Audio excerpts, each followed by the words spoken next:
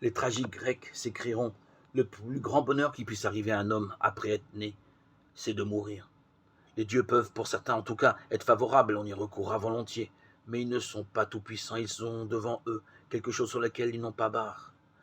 Ces considérations sont loin d'être anachroniques, et l'étendue de néopaganisme que nous vivons aujourd'hui les rendent bien actuelles, quoique sous des formes sans doute différentes.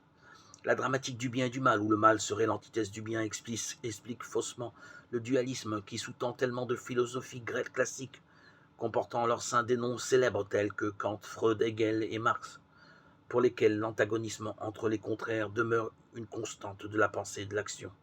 Ce dualisme traduit une attitude du cœur de l'homme à vouloir se raconter, extérioriser faute de savoir et de pacifier.